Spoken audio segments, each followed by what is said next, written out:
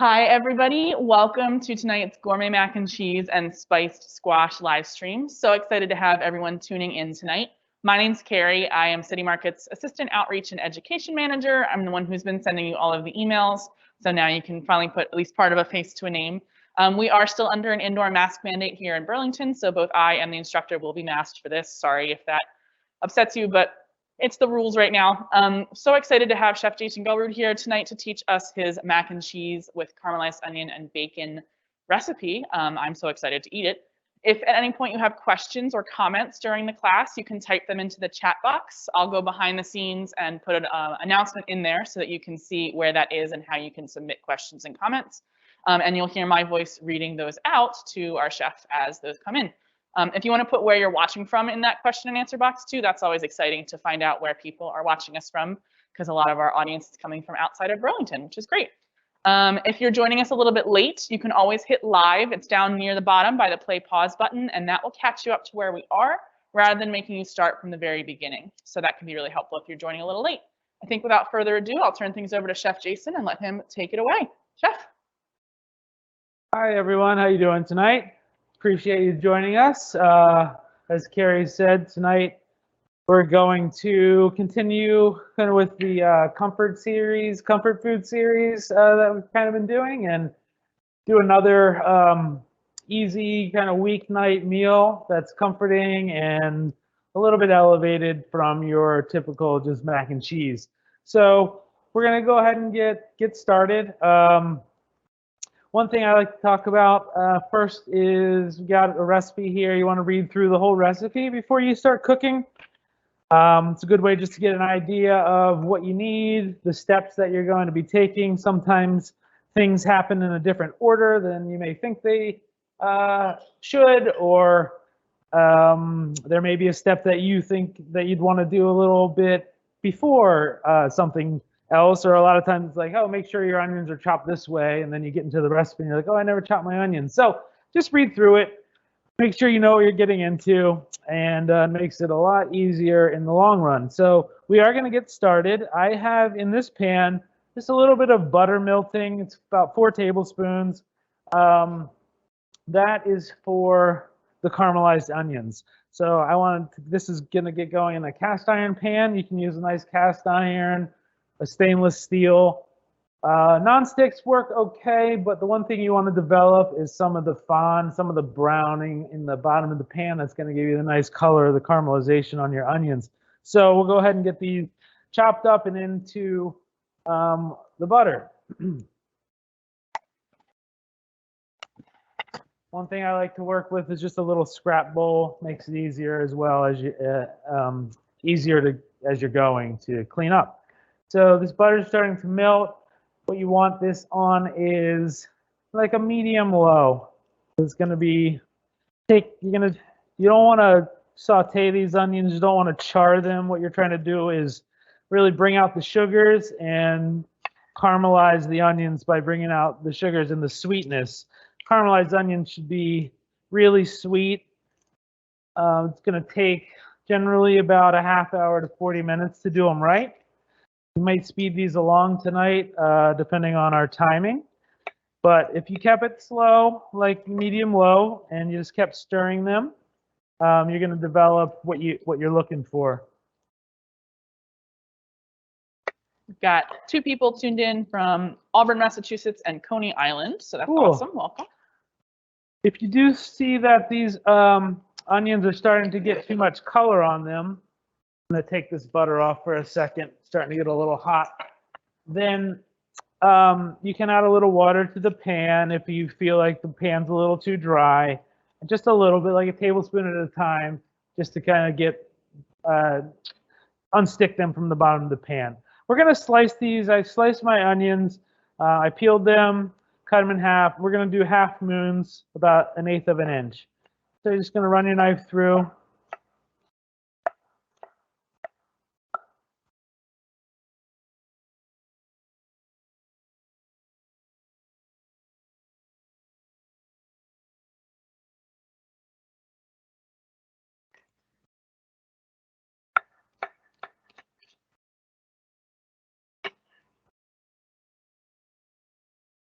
The other thing we like is that if you end up making these recipes after tonight's demo, we'd love to see photos. So feel free to email me any photos of your cooking achievements, and I'll be sure to share them with Chef Jason. Yeah, we'd love to see that. All right, so these are chopped. What we're going to do is just get these into the pan.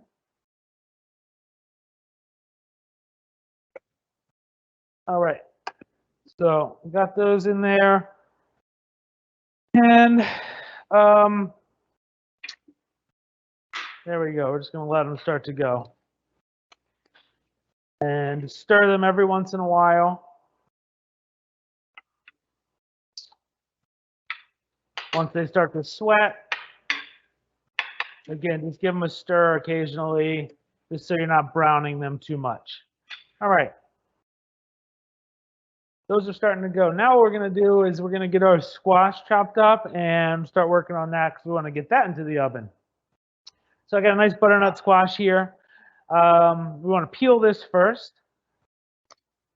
So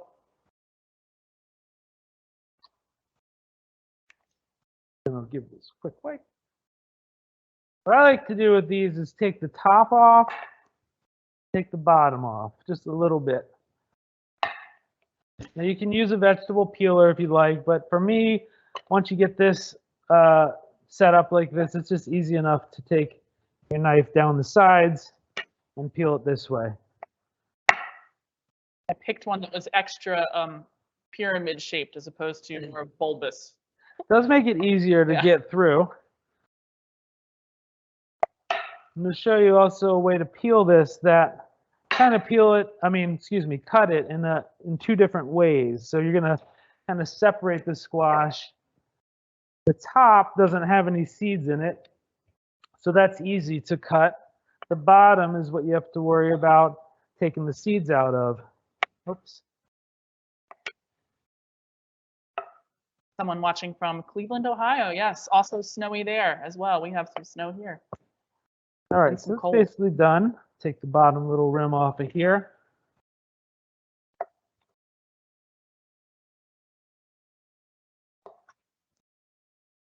All right, that's peeled.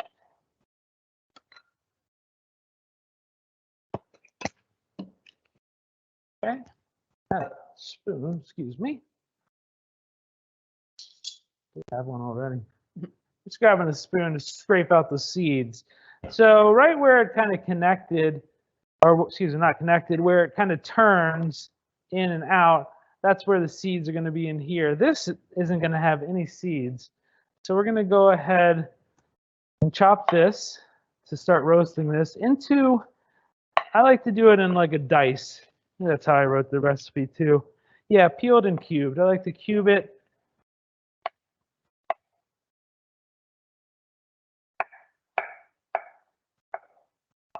So you see the top doesn't have any seeds or anything, so we're going right through. So another quick trick is if you really had something to do in a hurry, you could take the top off, peel that, and just do those. Don't even worry about the bottom.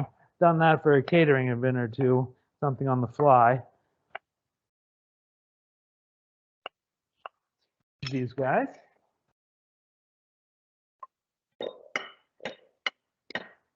All right, now we're going to work with the bottom. Give these a stir. Do you ever do the trick where people add sugar to onions? You can do that, but there's a lot of sugar in the onions. The thing about, that's like a way to do it if you want to cheat and do it quickly. So you can add a little sugar, a little maple syrup or something like that, and kind of do them a little hotter, and that's going to add that sweetness for you. What you're really doing with the caramelizing of the onion is it's so slow that you're not really charring and cooking, and you're kind of sweating the onion so much that the sugars are going to start to come out, and then those are going to caramelize, and it's going to actually, the sugars in the onion really gives it the sweetness, so you don't have to add any other sugars. When you split this, see you got your seeds in the bottom, so just take a spoon, scrape these guys out. It already smells good in here, and it's just butter and onions.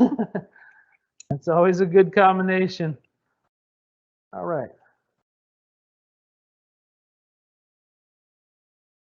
This is out. One side. The other side.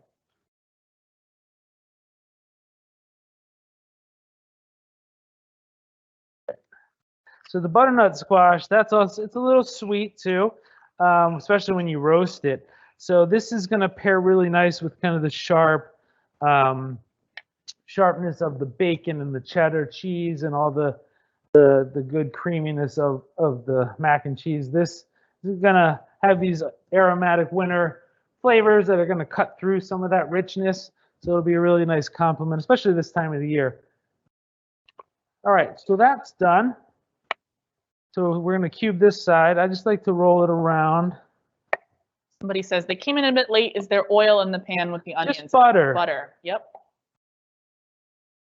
Butter. We have 2 onions in there and about 4 tablespoons of butter. And we have it on our medium low.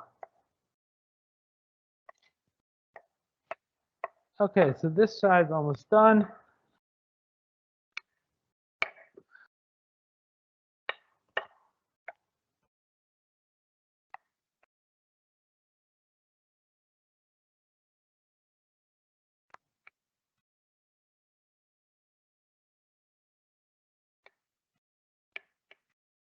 All right, we got that.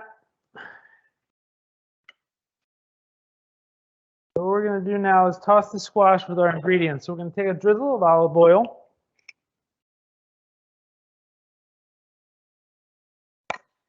We're going to do about a half a teaspoon. I'm not going to measure this stuff. You guys feel free to measure it. I'm just going to kind of take a teaspoon and eyeball it. So we got about a half a teaspoon of cinnamon.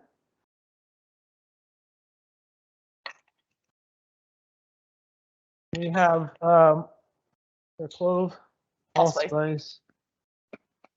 Here's our clove, 1/4 teaspoon of clove.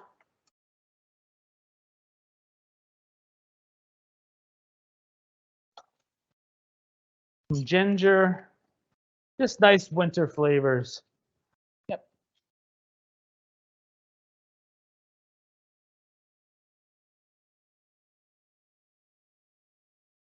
Ginger, a little allspice.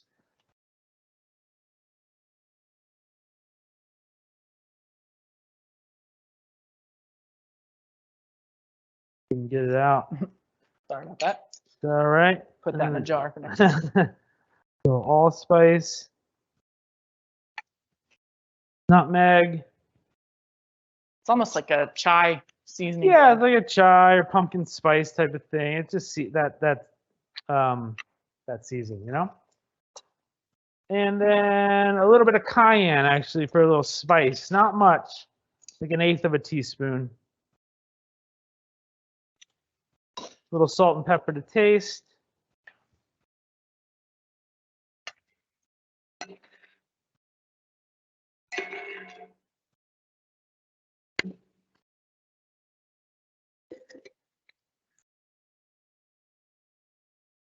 Black pepper,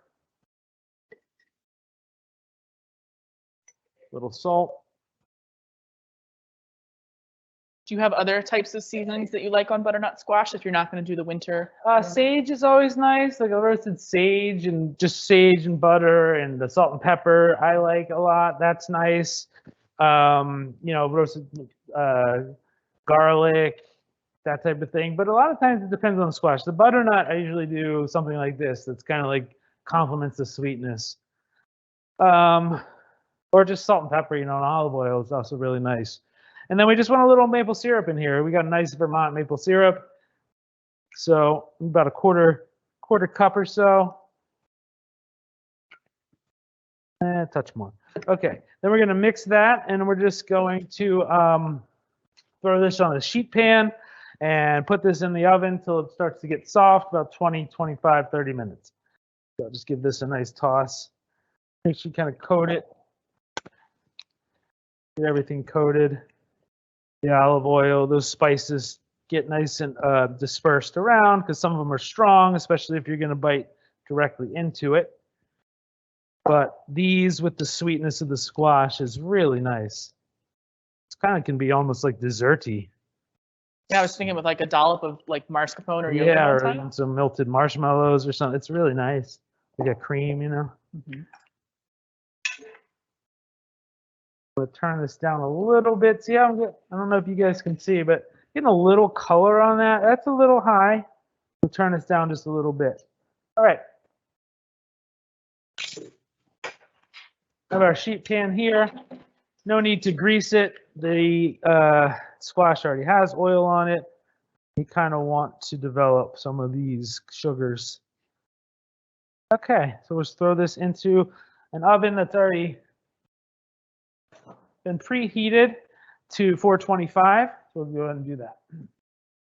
We have someone in the comments being really knowledgeable about allspice, telling us about how it's not a spice mixture, it's a single spice, the dried brown berry of the Correct. Pimenta dioica tree. I'm probably doing that totally wrong. That's right. It's, I think, mostly found in warmer Caribbean and some of the Eastern countries. Yeah, the West Indies and Central America. Yeah. So cool. Thank you for that. Very interesting. Yeah, allspice is big in like Jamaican and Caribbean cooking too, you know, and all your jerks and things like that, all your jerk sauces, that's got a lot of allspice, a lot of those flavors. So that is correct. I love using it in pumpkin pie because it's almost like pumpkin pie spice by itself. Yeah, I mean, in the season, if you can find whole allspice berries and grind them yourself, definitely much more flavorful and aromatic. You can really tell the difference. All right, so now we're going to start working on the mac and cheese. We got our onions going. We have the squash in the oven. We're going to get our pasta in our pasta water. We're going to throw this in, and we're going to cook this usually, you know, something like this. They usually say 10 minutes, 12 minutes, they say. We're going to do it for 8 minutes, 8 or 9, because we want to cook it a little less, a little even before it gets al dente, because then we're going to coat it with this cheese. We're going to put it in the oven, and it's going to cook a little more. So you don't want it to be mush. So we're just going to cook it for like 8 minutes. I'm going to put this in the water. I got some boiling water on the stovetop right now. I'm just going to hit that. I will set a timer for you when you do so. Thank you.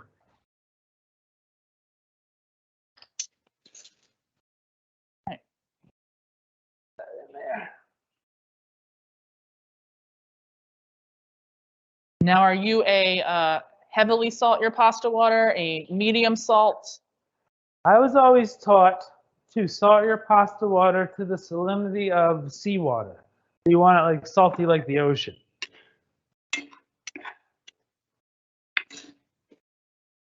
It's always worked out well. Because what you use a lot of times is, if you're doing a sauce, you know, reserve some of the pasta water, that starchy, salty water. It's going to thicken your sauce, bring everything together, makes a big difference. So I would always recommend reserving like a cup or something of pasta water and just adding a little bit to your sauce as you're tossing your pasta with it. It does make a big difference. Okay, so now we're going to start shredding some cheese.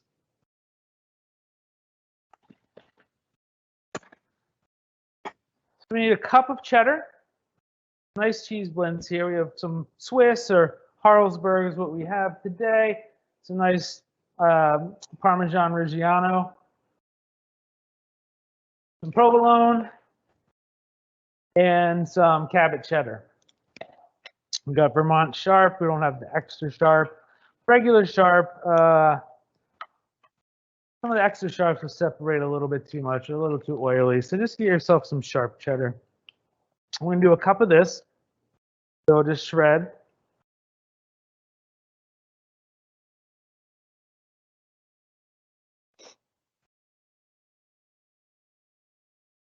You want to shred it. When you shred it, it's going to melt better.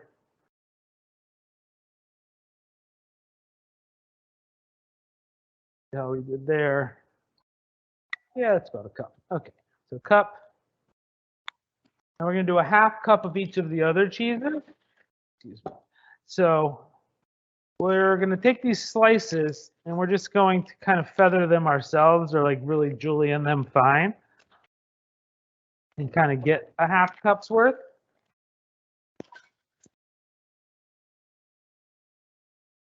Somebody asked if you're doing your cups by volume or by weight. These are done by volume, Great. these cups. And they're probably pretty approximate, right? Like if you have a little bit extra cheese, it's not going to be a huge. No, I mean, this is a cheese sauce. So if it's too thick, you can add a little more cream. If it's too thin, you can add a little more cheese. So it's not going to be like baking where everything has to be exact or anything. All right, so we'll start with 4. We'll see what this looks like. So I'm just going to cut them in half, and then I'm just going to go really fine this way since we're working with slices and not shreds. And as you see, this is going to be a true eyeball because we're just going to cram it into this half cup and see if this works. And we're testing your skills, really, is what we're that's it. eyeballing. So that's about right. So yeah, like you see, I got a little extra cheese here. It's not going to hurt anything. I'm going to throw it in. And then if I wanted to like use a little bit of less of one of these to compensate, that's fine. But like everybody, I like cheese, so we'll throw it all in there. Extra cheesy. All right, we got some Parmesan Reggiano. Someone just commented, too much cheese is never a problem. I agree. That's correct. So Parmesan Reggiano, you want Parmesan Reggiano, something that just says Parmesan or like one of those Stella, or I don't want to, badmouth a brand because that's a good cheese, but it's not real Parmesan. Parmesan Reggiano has to be aged for, I believe, more than 12 months and comes from specific area in Italy. It has to, be sourced and all certified. And really, you can tell if you cut a piece and you eat the cheese, you get those like crystal pops in the middle, almost like sugary crystals. That's a good sign for a good Parmesan.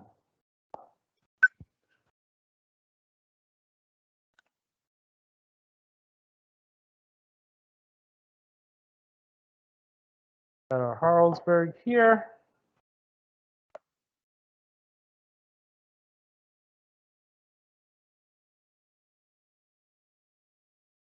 Are there other combinations of cheese that you find work well, or is this kind of always your go-to with these 4? This one, I mean, you can substitute Gruyere for the Swiss. That's always nice. There's different Parmesans. I mean, different provolones you could use, like a sharper provolone or a smoked provolone. You want to mess with it. A lot of times I'll just do 2 cheeses or something if I don't have everything. This is like more of a gourmet one. But, if you just have like cheddar and Parmesan, that works. Just use more cheddar, a little bit less Parmesan. As you can see, the cheddar is the dominant cheese in here, even at a cup.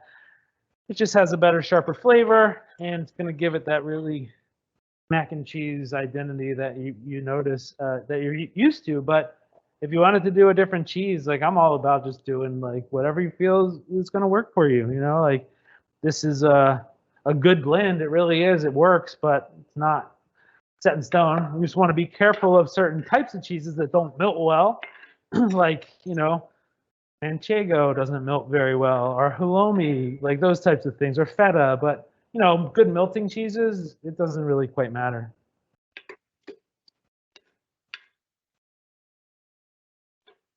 All right. So we're starting to get some nice color on these without charring them. If you guys can tell, we're starting to get a little brown on there. Someone asked about Asiago. I don't know how that would that work? That's similar to like a Parmesan melting flavor. So you wouldn't want that to be like the dominant cheese. You can add a little bit in, similar to like the Parmesan or something, to blend with the other cheeses, I would say. And would you like me to bring the onions over to the stove and keep an eye on them so you can do the cheese sauce? I'm gonna check this pasta to see what that's looking like. Yep, you got 1.5 minutes left on your timer, so okay, I'm gonna give it a stir. Okay. Oh, the fan's kicking on. There goes the fans. Yep.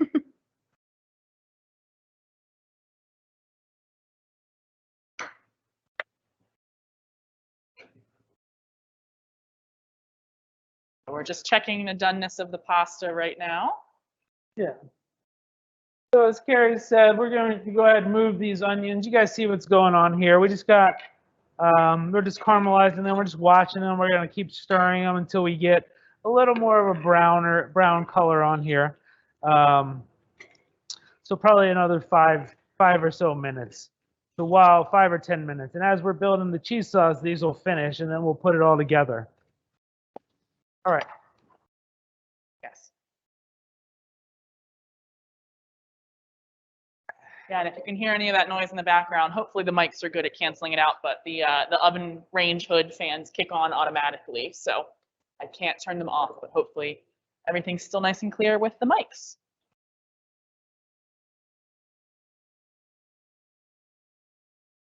Okay, so that's going. This over here for you, Carrie. Yep, Just stir perfect. them if you need to. All right. And that is your 8-minute timer on the pasta. So do you want me to strain that for you? Yeah, we can do that. Cool. Right in the sink there. All right. While Carrie's straining the pasta for us, we'll get started on our cheese sauce. So I'm going to grab a nice pan, pot, saute saucepan. Put it on like medium. We're going to melt the butter in here. So we're going to have, excuse me, 2 tablespoons of butter.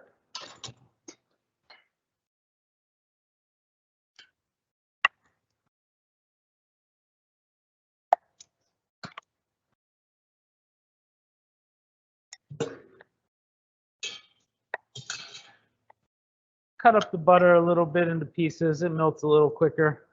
So while that's going, we have our bay leaves that we're going to throw in there. So bay leaves and peppercorns that I put into this mac and cheese really adds a lot of depth. So one of those things where people will be like, oh, wow, this tastes, there's something. It's this is the something. It's the peppercorns, the bay leaves. So put those in there. We'll strain them out before we serve it. So once that gets going, next thing we'll do is we'll put in a couple tablespoons of flour. We're going to do 2 tablespoons of flour.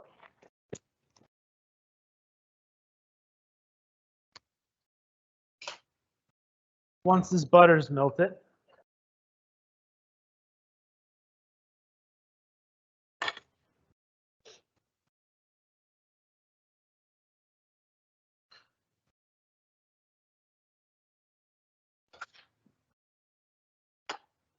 Just a little bit.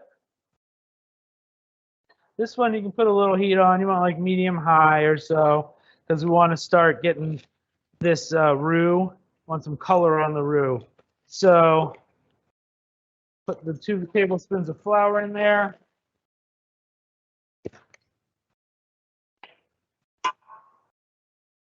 Stirring this around. Just get the butter and the flour combined, and we're going to let that start to get some color. You want to get,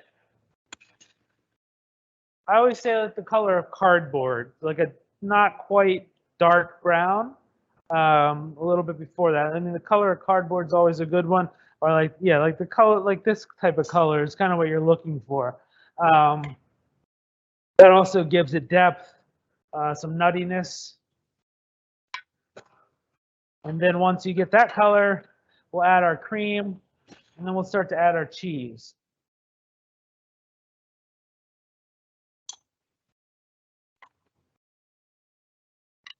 If anybody's here in the Burlington-ish area, the Jasper Hill Alpha Tolman makes a really good mac and cheese. Oh, It's nice. almost like a Gruyere mixed with a Swiss. Ooh. And it melts really nicely. We did a mac and cheese with that, and it was phenomenal. So if you can get your hands on some Jasper Hill, definitely try it out. So this is just some heavy cream from Monument. We got 2 cups here, a pint. So once the roux gets the color we want it, we're gonna go ahead and add that. I do like to use a rubber spatula sometimes, just kind of really scrape the bottom, make sure that once we add the cream, you've really scraped all the edges and gotten the roux off of the bottom of the pot. And then we're gonna whisk in everything else. Someone here asked, what are my options instead of heavy cream? Can I use whole milk or possibly evaporated milk? I usually try to stay away from heavy cream in lieu of the great cheeses. I mean, milk or I'm not sure about evaporated milk. I've never really worked with it in this capacity as far as making a cheese sauce. So I'm sure Google could tell you, but I don't know. Yeah, for regular milk, you could do it. You're probably gonna need to add a little more roux or a little more cheese just to kind of thicken. It's not gonna thicken as easily as the heavy cream. It also may separate a little bit easier too, because there's more water content in those types of milks. So this is what the color we want. Did that answer your question? I'm sorry. Just kind of want to make sure we don't miss this. So that's the color. Can you guys see that you kind of want like a light brown, cardboardy. So once you get there, we'll go ahead and add our 2 cups of cream. This is where I like to use this to really just make sure that all this roux is off of the bottom of the pot.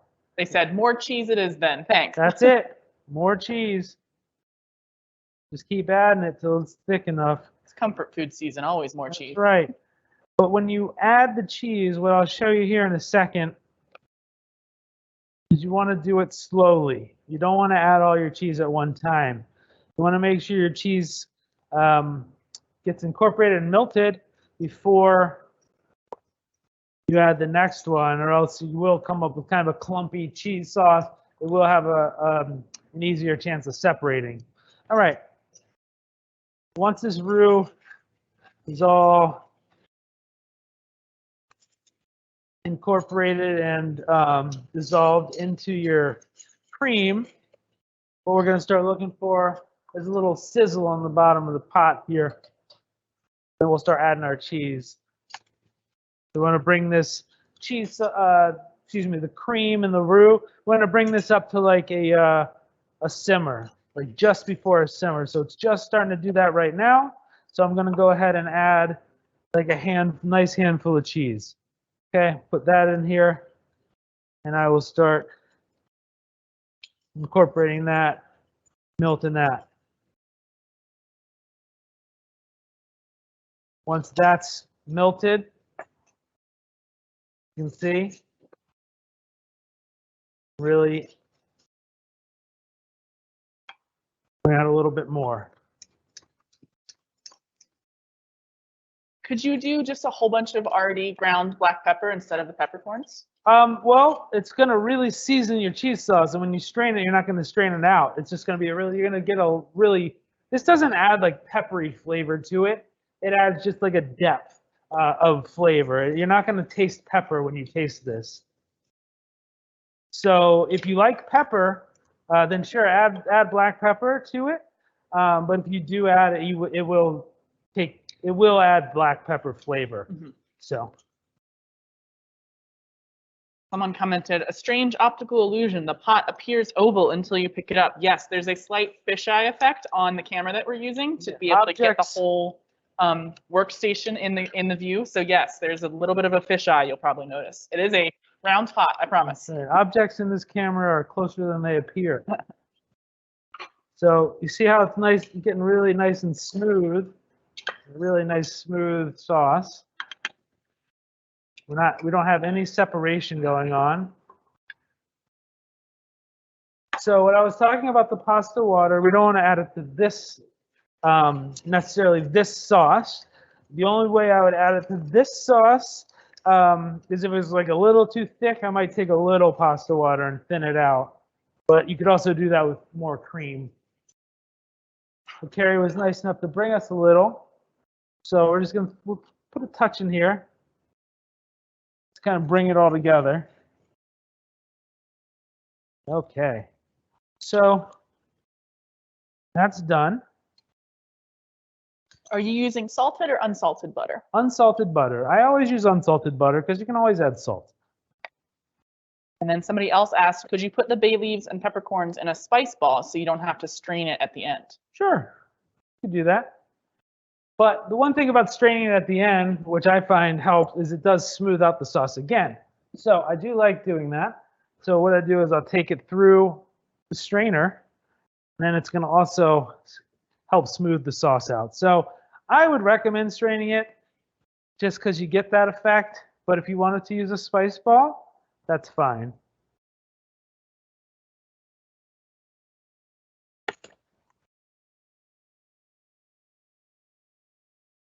So yeah, nice smooth cheese sauce. Chef Jason also has me to do the dishes, and I like doing dishes. So the fact that it's one more dish is not a problem to me. There's that too. Scrape the I'm bottom off. Make sure you get all that goodness. You don't leave all that. Okay.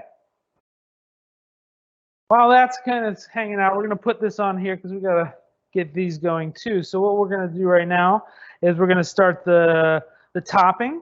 So for the topping, it's the same thing. It's 2 tablespoons of butter.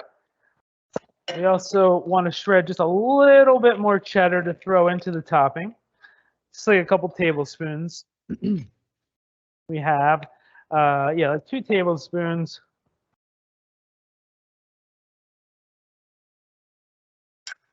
Okay. And while this butter is melting,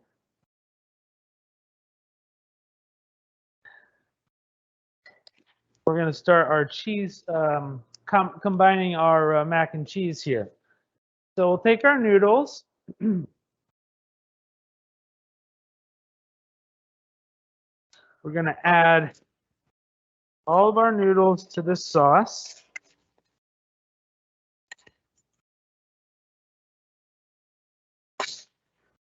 Okay.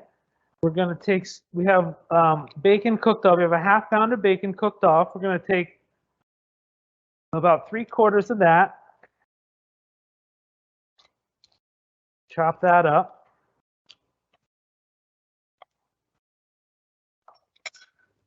Throw that into the mac and cheese. I'm going to grab our caramelized onions. If I was doing this at home, I'd probably let these go just a touch more. But since we're doing a class and a little timing, these are getting there. But I would get a little more color on them. But they're still going to be great. So we're going to go ahead and throw all these in here.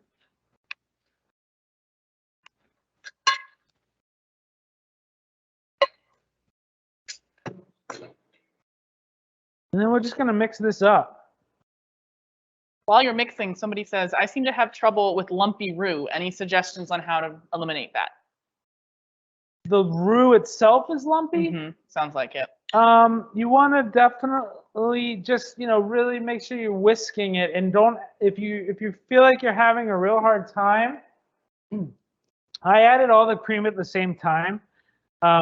You can add the butter, really make sure it gets your flour and butter incorporated together really well. And then add a little bit of your liquid. Really get your roux mixed into that. Add a little more liquid and kind of slowly incorporate your roux into the liquid as opposed to at one time, because adding all that cold to it, sometimes we'll just have these little bubbles floating, pockets of roux floating around, and it takes a while till it really heats up till they kind of break down. All right, so this is nicely, looks delicious. It does. Smells so, good. Oops, lost one or two.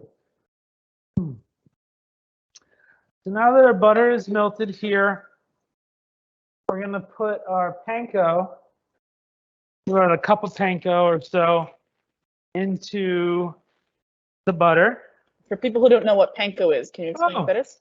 Panko is a Japanese breadcrumb. So it's Japanese white bread that is toasted or, dried out and then crumbled. It seems to, they're a little bit coarser than they're not super fine. They're very coarse. So they add a nice crunchy texture to anything. They'll also absorb more liquid if you're using them for like binding things. So they're really going to suck up liquid. So a lot of times you don't necessarily need as many breadcrumbs when you're doing something like that, because they are a little bit bigger, so they will take up the liquid. I like to use them because they have a better texture, and again, they'll soak up more liquid, so you don't have to use quite as many, I feel like. All right, so we're going to transfer this to this baking dish.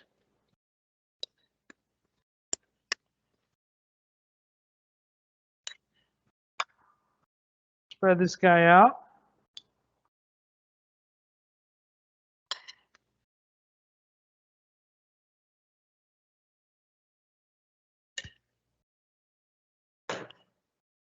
Get these Breadcrumbs nice and toasted. Someone jokingly commented, "Gotta love a nice low-calorie dish like this." Yeah, this comfort food season. This is health food right here. This is the low-cal version.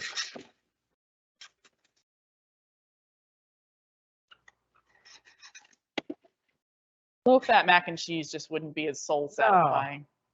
But you know, like with anything, it's moderation. And if you know, I'm of the belief that if you're using really good quality ingredients and you're eating in moderation, like it's definitely different than pulling Velveeta or Kraft out of a box. Like the ingredients in here are all locally sourced, they're all really nice. Of course, it's cheese and stuff, but I do feel like that makes a difference, you know? Not necessarily in the calorie content or anything, but the way it makes your body feel, you know? The way your body processes it, because this stuff's not as processed as much as a lot of that stuff. So that's the way I think about it. It has protein, so it's good for you. There's Yes, I like too. the way you think. Yeah, lots of fat, some good fat and protein. Us Vermonters need a lot of calories to burn to keep warm anyway. It's going to be like 3 degrees on Wednesday. Yeah. Plus wind. Negative this morning, so. Nope. All right, so we're just going to get a little more color on these breadcrumbs.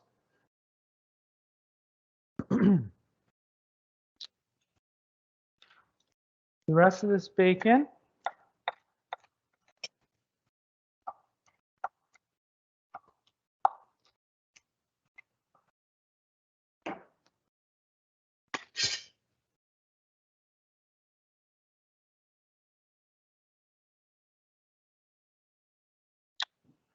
Okay.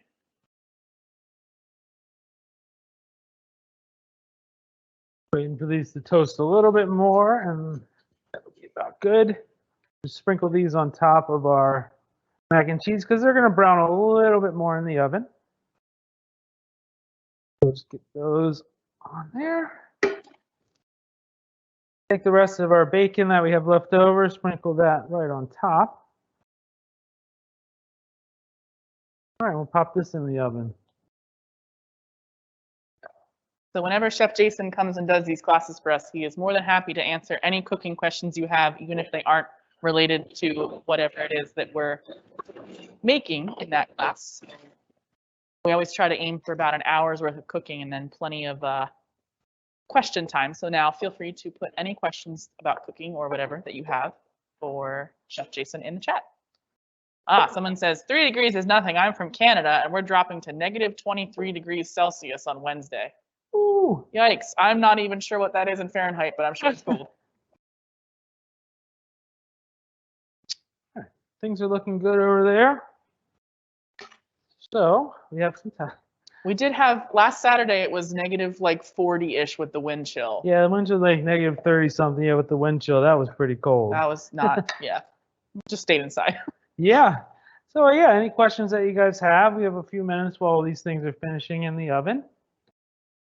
Do you want to talk about some of your other favorite like winter kind of comfort food meals for inspiration? I always like hearing what you come up with for dinners. Let's see. Well, one thing I've been working on lately is making a lot of fresh homemade pastas. You know, just experimenting and playing around with some different ones. I have a pasta maker that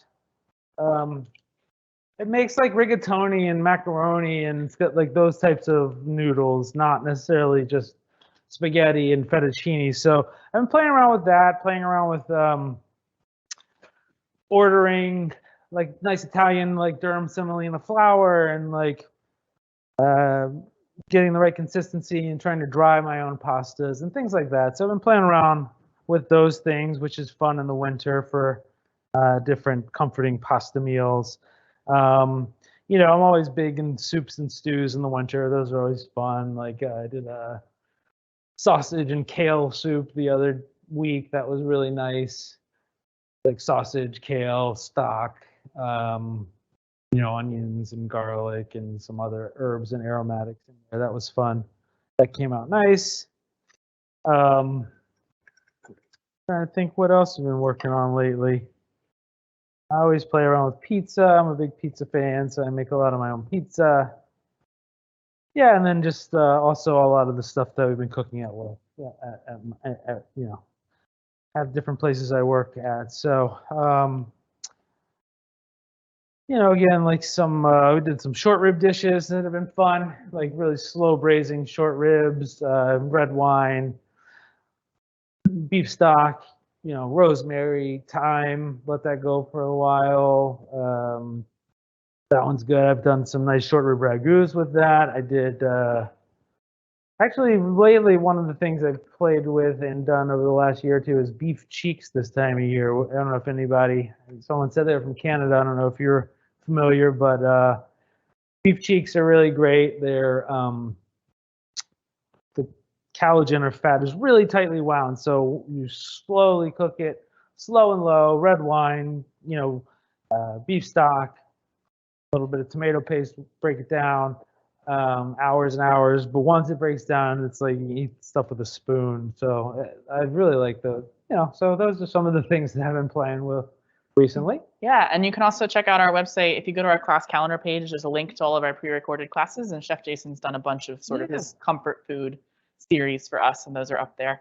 Someone asked, can this be frozen? Can it be made in muffin tins for portioning and frozen? Yeah, you could do that. The cheese sauce isn't going to reheat as well. Let me separate a little bit when you reheat. So what I would recommend for the reheating is the oven and not necessarily a microwave. So take them out frozen in the oven at 350 just till they heat back up. It's going to heat your sauce up slower and prevent it from separating as easily. Someone asked, is that really a 3-quart casserole dish? When I cook a 1-pound box, I need my 4-quart. I think that might be slightly larger than a 9x13. It is a bigger one. We'll tell you in a minute, but yeah. It's not a. I think it's like a 10x14 or something. It feels bigger than your standard Pyrex, like 9x12 or whatever, or 8x12 casserole. Yeah. This kitchen is designed for cooking very large batches of things because normally we have 15 to 20 people in here for a class actually eating together. So we have like enormous pots and nothing for small things. Someone asked, we have some frozen mustard greens from our garden. Any ideas of how to use them other than sag, like sag paneer? You know, mustard greens, you could do it like a pesto with them, you know, some kind of spin on a pesto. That's always fun. I don't know if they, when you thaw them, if I've never worked with frozen mustard greens, so I'm not sure how they work when you thaw them, but obviously they're good in different salads and stuff, but I don't think they'd probably thaw that way to eat raw. So you probably want to, like saute them with other greens or in some sort of, like I was saying earlier, like a soup. You can put them in like a soup or a nice saute dish. Again, like some sort of pesto spin is always fun. So those are a couple of suggestions. Someone asked what you meant by separate with the freezing. Of the cheese sauce? Yeah. So when you reheat it, it's the oil and the fat, the oil will separate from the cheese, like the cheese. So the oil will start to come out of the cheese, especially if you microwave it. So it's almost like the sauce kind of breaks, you know. But if you reheat it in the oven slower, it usually prevents that from happening as easily. Like if you ever put in microwave cheese or any kind of cheese sauce in the microwave, and then you take it out and there's like oil in there, like kind of you can see it, that's usually because the sauce separates. How would you thicken pesto to use in a babka? Pesto in a babka? Yeah, like a savory filled like filling babka. How would you thicken the pesto enough? I mean, I just wouldn't add as much oil, you know. You want to add more if you're going to put cheese in there or whatever you're using to bind it, or whatever nut or something like that. You know, there's almonds and walnuts and obviously pine nuts for regular pesto. So those types of things. If you're going to bake if you're going to like fold it into the babka, you may want to put whatever flour you're using in your babka a little bit in there before you bake it to just bring it together just a little bit. Yeah, so those are a couple of ways. I just make it a little drier, not quite as wet. Great. People are really taking you up on your offer. This is great. Yeah. We don't normally get this many questions. I'm planning on making pasta fagioli, looking for a slightly spicy sausage with anise seed. Any suggestions on what that would be called? Italian sausage or sweet sausage? Well, spicy Italian sausage sometimes has fennel. I think that's what you mean by the anise seed. Yeah, so fennel seed is generally, I think that's what we're talking about. So hot Italian with, you can mix some sweet and hot, like if you want some of the spiciness, or you can add some cayenne and crushed pepper to the sweet Italian to make it a little spicier. Especially because I like that fennel anise flavor too in my sausage. So that's what I'd recommend, either buying one that has a lot of fennel and adding another spicy sausage, or adding some like cayenne and crushed pepper to the sausage, because that's generally an Italian sausage. That's where the heat's coming from, crushed red peppers and cayenne. Great. That is all the questions for, oh, there we go. Used a store-bought pesto and was very oily and didn't roll and stay together. Ended up being a loaf with pesto in between. So it all sounds like it all squished out the side. Babka. So yeah, I think. So maybe yeah, again, I think because it's made to be traditional pesto, that oil just melts once you heat it, right? And then it's just gonna, the chopped fine basil and Parmesan that's been pulverized with that oil is just gonna like separate with the oil. So just starting with less oil and making it thicker. And again, maybe adding some drier ingredient, like whatever flour's in the babka, to bind it a little bit might help. Again, I've never tried it either, so I think that would just be what I would try. Yeah. Fun experiment. Yeah. Someone comments on a savory babka. This Brooklyn Jew has never heard of that. Sounds good though. I've seen a recipe for a pizza babka that I want to try real bad from King Arthur. Like cheese and tomato sauce and pepperoni in the babka. I'd like to want to try it. So yes, there are savory babkas or babkas. Like, I don't know if I'm pronouncing it wrong. These are good. So this squash is basically done, but everything.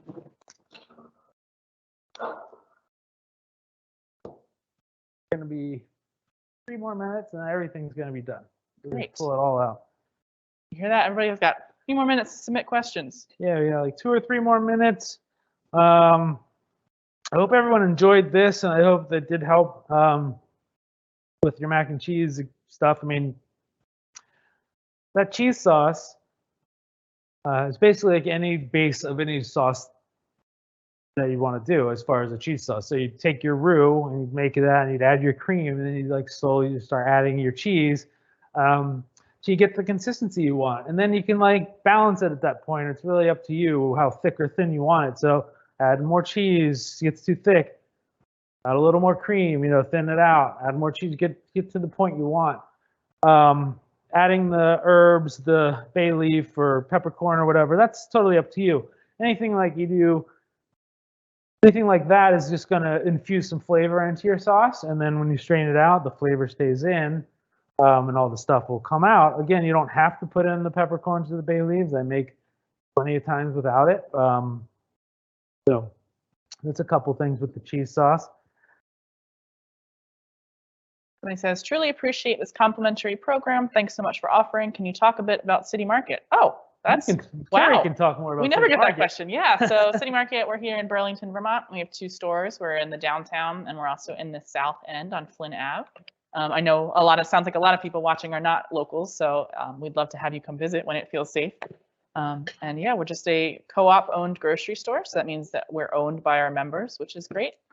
They have decision-making power and can be involved in all sorts of things with the co-op, but you don't have to be a member to shop with us, which is also great. Just come in and do your shopping. And yeah, we are really just kind of focused on education for the community as well. So I try to offer about a dozen of these live stream classes a month now that we're sort of in the virtual COVID times. Normally we would have people actually here in the kitchen cooking together and sitting down to share a meal at the end of the day, but hopefully we'll get back to those soon, and we'd love to have you come visit us and come join us when that feels feasible. But thank you for asking. Right. Somebody says, what do you do with the squash seeds? Well, you can save them and you could roast them and snack on them if you want, but I generally throw them away. Personally, compost them. I don't roast them or save them, but yeah, you could roast them and eat them. That'd be good. We have someone here. I make a sourdough twist bread that is kind of like a babka, but I make it with olive oil and za'atar. It's a great savory bread with halloumi. Yeah, that sounds amazing. Love those Okay. flavors. So here's our butternut squash here. Just want to get this into some sort of serving dish. We're going to put it right into this. Pull out a bowl if you want. Got this guy. So I'm just going to put this in. So this you can see is nice and soft, nice and done.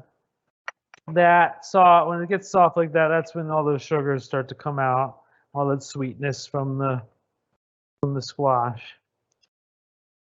Somebody says, I make a lot of casserole type sautés and stews. I love vinegars, but haven't mastered the adding of acid to dishes. Any thoughts? Yeah, it's more about balancing, you know. So the acid and the vinegar will balance out a lot of richness. So if something's really rich or has a lot of fat, a little vinegar, balance it out. Works the other way too. So if something's too bitter, you know, add a little bit of fat to it, a little butter, a little oil. That sometimes will balance that back out. So that's a good way. It's a nice way to balance a dish. Yeah.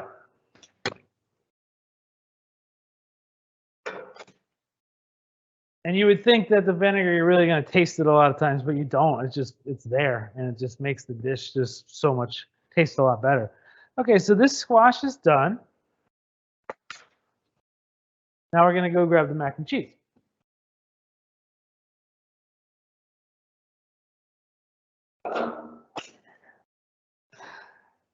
Okay. And thank you to the person that says they enjoy these classes and how interactive they are. I do try, because I miss that interaction of having people in the kitchen. So I tried to make the virtual version as close to that as I could.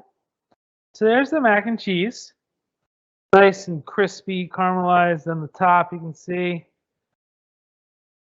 Not separating. The noodles are done, nice and soft now. That's our meal. We'll go ahead and plate this up for you guys. Plate back here, right?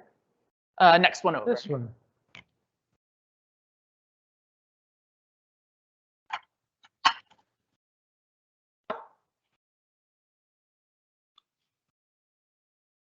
Any questions? Nothing else coming in yet, but I will say, yeah, we're going to wrap up probably closer to 6:30 than 7. So if you do have any last questions while Chef Jason is plating, now is the time to get those into the Q&A box, and I will try to ask as many as we can. He's a wealth of knowledge, so ask away. We're going to put some of this mac and cheese with the onion and the bacon. Make sure you get everything on there.